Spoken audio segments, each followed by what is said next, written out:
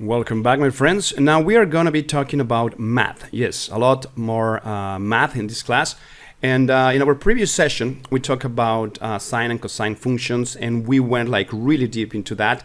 But now we are going to start dealing with some other kind of things that we can use in Houdini. And basically what I want you to do is to start dealing with what we call VEX. We're going to be using something called the Wrangle node and a lot of different type of things that we can use in order to manipulate things inside Houdini.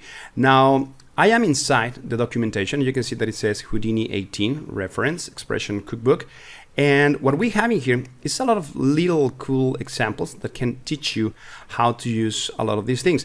Now, the problem with this, in my case, and I know a lot of you told me, and is that you can see this, right? But if you don't know what that means, you don't really know what is going to happen. Now, you can open some of these examples and you can see how they work and everything. But what we are going to do in this class is just try to recreate some of these things and try to use some of the actual functions and some of the actual parameters or snippets of code that we have in here, so that you can start typing things and creating and seeing what's happening with the actual code. What happens when you actually modify something. So basically what we have here is an overview, and it says in Houdini you can use expressions in parameters and in VEX snippets to accomplish complex and interesting effects with just a little bit of math. All right, so that's what we are going to be doing. Now, there's a lot to cover, talking about VEX, but this is just going to be our start point. And after that, like I said, you're going to have a kind of a clear idea of how we can manipulate some of the things inside here. So first of all, we have something called a channel lookups. And for all of you, probably saw me already typing a lot of HScript expressions inside Houdini, like for example our sine function, cosine function, those type of things that we use in our previous class or in our previous session, I would say. They are all about HScript expressions.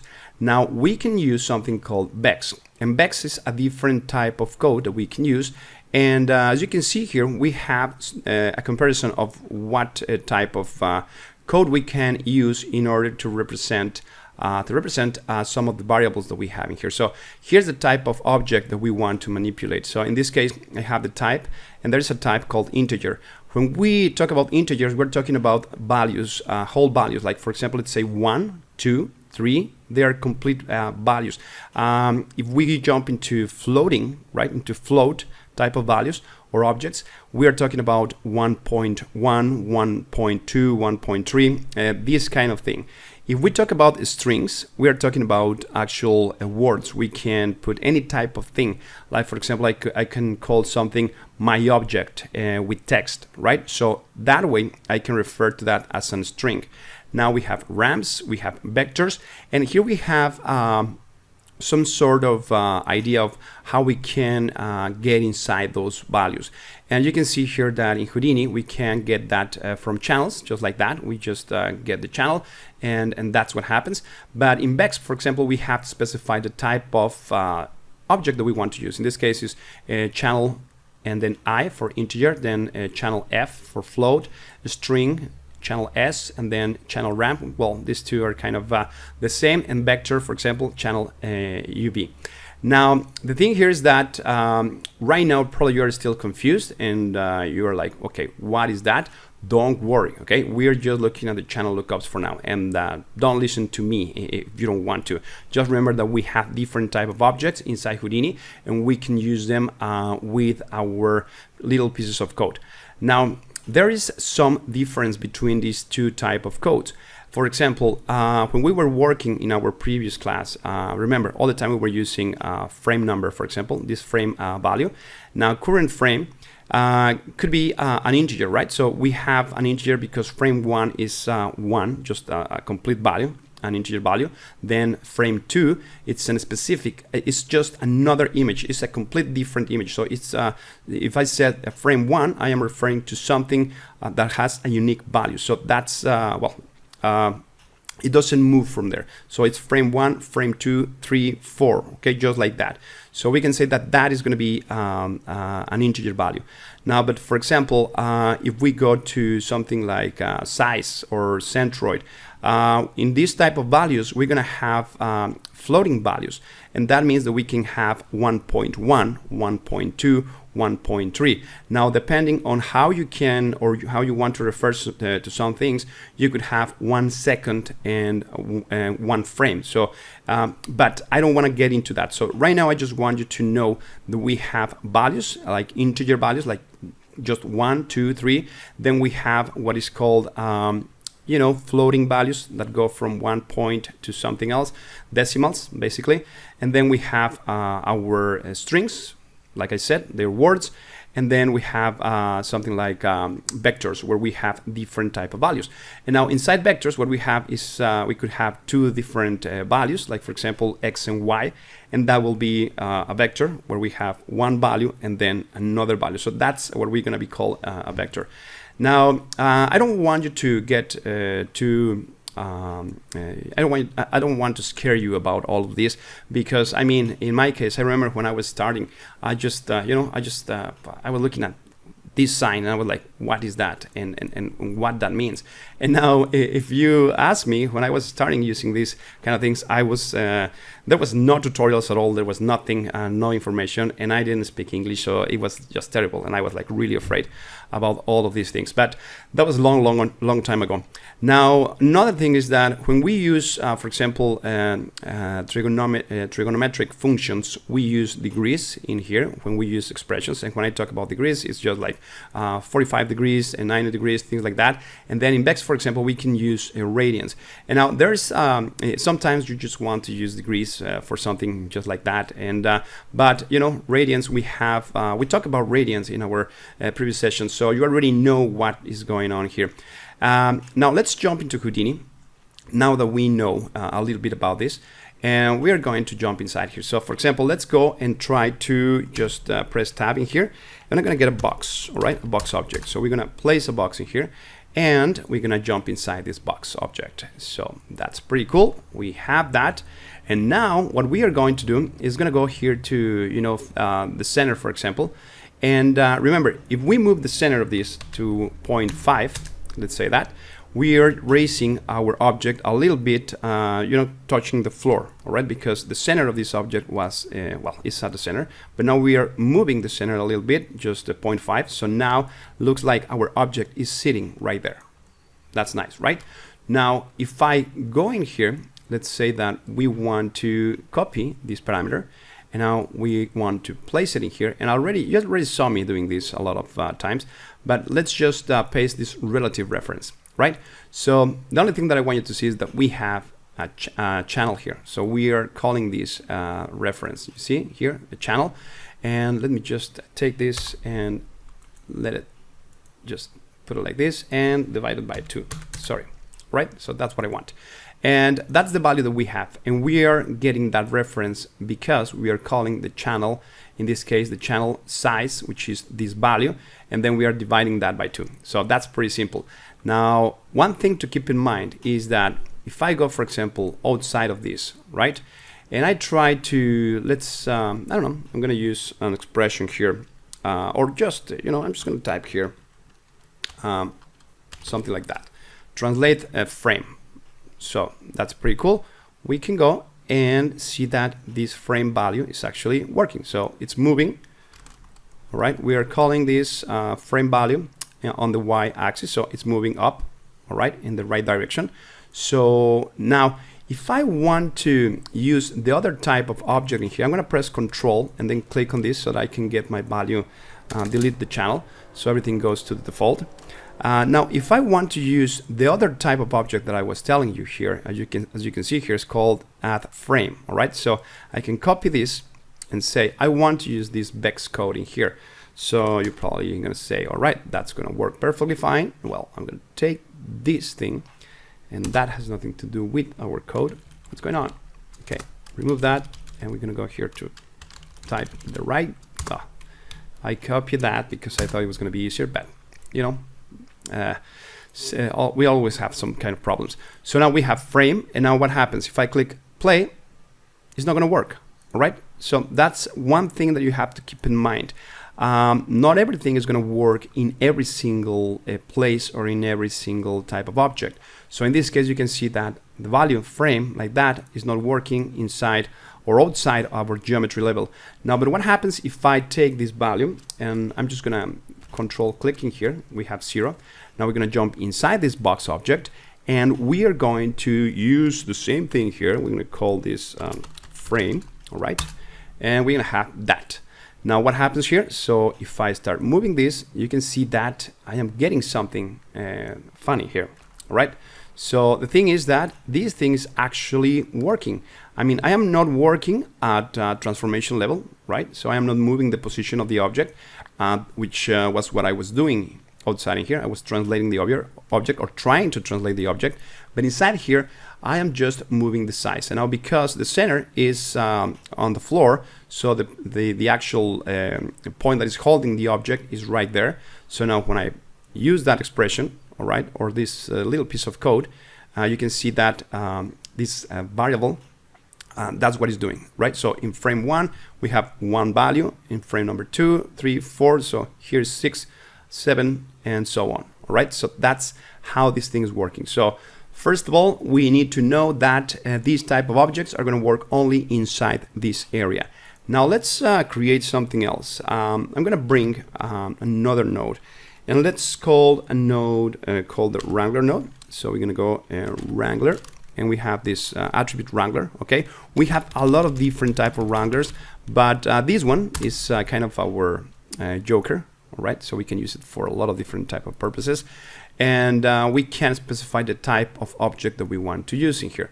Now you can see that I am running over points, so the values that I'm going to be using here are going to be based on points. But you can change that. You can say that we want to work that you want to work with primitives. Now let's just create an example here. I'm going to take this box and I'm going to remove this frame. And for example, something that I want to show you is that if you go here and place an F, this type of H script now, and we return and then hit play, you can see that it's still working. All right, so it's different type of code. Here we are using H script, and if we place add frame, we are using VEX. All right, so that's the difference. Now I'm going to press Control. I'm going to click on this thing. Well, we have to jump to the beginning of that so that we can see that it's entirely green, and then Control click, and that's going to get rid of that, and we are ready to keep rock and rolling. Now I'm going to take this box, I'm going to put it there, and then I'm going to call another node called the color node, for example. And here we can connect this node, right? So now we know that we have a color value here, and we could use the same kind of thing. I could say the value of this guy is going to be frame $F, right? Now if I click on play, you can see how the color of this thing is kind of changing. All right, so that's pretty cool. But the thing is that we could go and keep manipulating this a little bit kind of in a more interesting way. Now I'm going to press Control, click on here. Again, remember you have to be at frame where the actual keyframe is so that you can delete that. And we have different type of options. For example, here I have something called bounding box, right? So if I take that, now we have something a little bit more interesting. We have different type of colors based on the bounding box of this object. Now look at the code that we have in here. If we take a look in here, you can see that bounding box in this case is represented in this type of expression in H script. We have VVX, VVY, VVZ, and if we use it as our regular kind of VEX code, we're gonna have something a little bit more kind of scary for a lot of you. All right, so but the thing is just to try to understand what is actually happening in every single one of these kind of words. So for example, here we are talking about frame, right? So we are talking about frames, and we have that reference, so everything is kind of cool. Now we can say T because we are talking about time, and here you can see the time is working perfectly fine. Now here we have bounding box X. And here what we are going to do is actually just change a little bit the perspective of how we are calling these things. Now here we're talking about the relative area or the relative point based or pointing to the bounding box. All right, so actually it's kind of the same thing, bounding box of X, but here we are saying relative to bounding box. So basically that's what is happening, and that's the kind of thing that I want you to really understand, because if we jump into the VEX section here, you're gonna see that we have well, actually it's not here, no, this one is the one that I wanted to show you.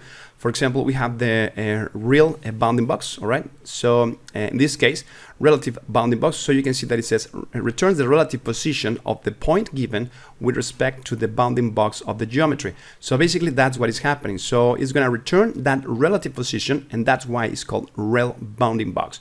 Now we have some other options. For example, we can go here and get for example, get bounding box size, right? So that's another type, and you can see that get bounding box is kind of what is happening. Now probably right now bounding box is something that you're never you know, like it's something new for you, but don't worry, everything is just gonna get into place as we move on.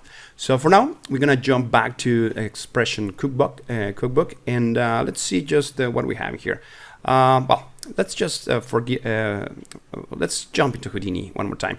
So we have our color here. Now right now we are using a bounding box. So the bounding box of every single one of the actual channels, or you know, y, x, y, and z, they are working together here just by using this. Now I could change this class to primitive if I want to, and now you can see that I have kind of a different color for each one of the faces, but actually this it's kind of a little bit nicer. So we have this value here. Now I'm gonna go to this other node, and now you can see I jump in here and everything is kind of just white. Now what happens here? Well, here is this is a little bit more intimidating for a lot of us, and I have to tell you, when this thing came up, I was kind of what, you know, and because I was so used to get I was so used to use the H script type of you know, workflow, and then I had to go and, you know, start digging again, and actually now that I understand a little bit more, so I am like all right, so everything is kind of in place, and now we can work with this a little bit faster, and that's the thing here. So we're going to be using VEX code because it's a lot more faster, it's a lot more, it's kind of smarter than the other type, and well, we will talk about that thing later, but for now just keep that in mind. So what we are going to do is just try to call some of our variables, right? So we know that this object, or in this case color, contains 3 objects, right? And they are different type of values.